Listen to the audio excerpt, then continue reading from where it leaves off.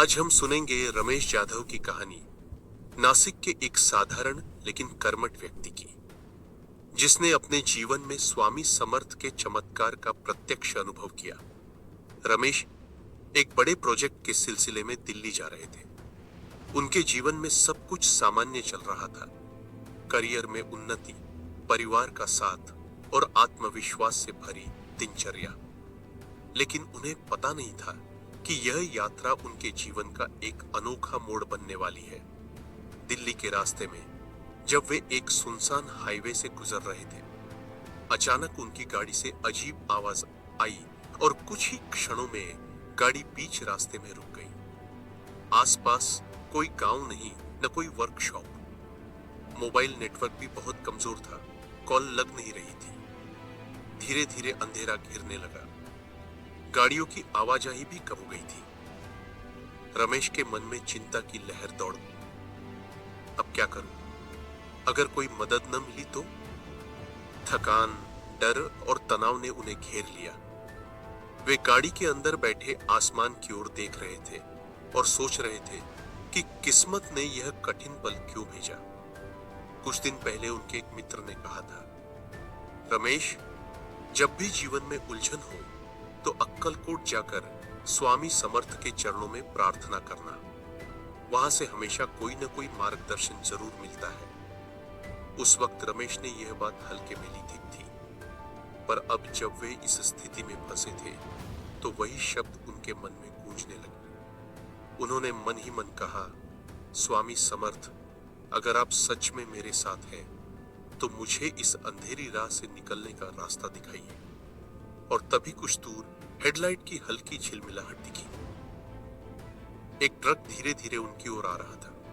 Truck driver रुका, उसने मदद की पेशकश की और रमेश की गाड़ी पास के ढाबे तक खींचकर ले गया। वहां उन्हें एक मैकेनिक मिला जिसने थोड़े समय में गाड़ी ठीक कर दी। रमेश के मन में एक अजीब सी भावना उठी, जैसे किसी अदृश्य शक्ति ने समय पर उनकी सहायता की हो। घर लौटने के बाद रमेश के मन में एक ही विचार गूंजता रहा, शायद यह संयोग नहीं था, यह संकेत था। कुछ दिनों बाद उन्होंने अक्कलकोट जाने का निर्णय लिया। जब वे स्वामी समर्थ के मंदिर पहुंचे तो वातावरण ही कुछ अलग था। घंटियों की मधुर ध्वनि, हवा में भक्ति की सुगंध और भक्तों की आंखों में श्रद्धा की चमक, सब कुछ मन को शांति देने वाला था। रमेश ने स्वामी समर्थ के चरणों में सिर झुकाया और कहा, स्वामी, आपने संकट की घड़ी में मेरी रक्षा की।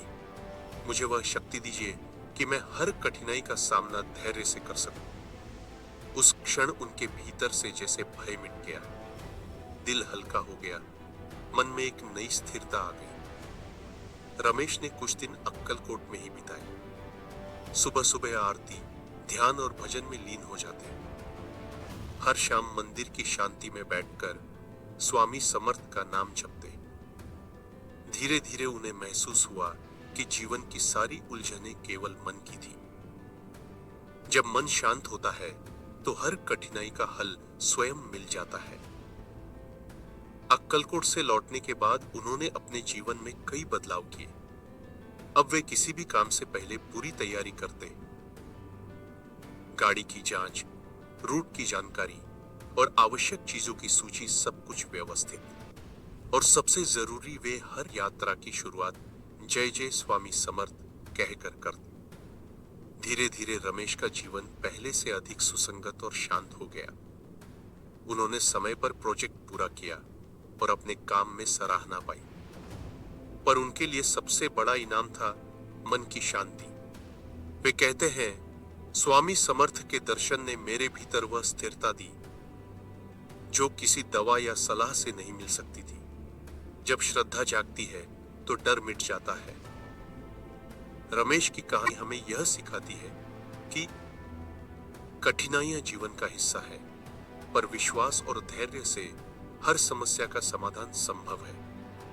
स्वामी समर्थ की कृपा केवल मंदिर में नहीं, बल्कि हर उस क्षण में होती है जब हम सच्चे मन से उनकी याद करते हैं।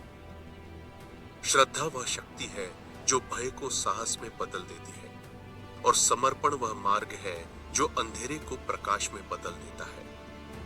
रमेश अब हर दिन स्वामी समर्थ का नाम जपते हैं, अपने घर में दीपक जलाते हैं और कहते हैं, स्वामी समर्थ की कृपा से हर यात्रा सुरक्षित होती है।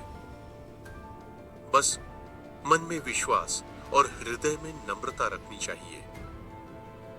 इस सच्ची घटना से यही सीख मिलती है, कभी आत्मविश्वास मत खोइए। स्वामी समर्थ के आशीर्वाद से हर अंधेरी राह रोशन हो जाती है। श्रद्धा, समर्पण और धैर्य से जीवन की हर परीक्षा पास की जा सकती है।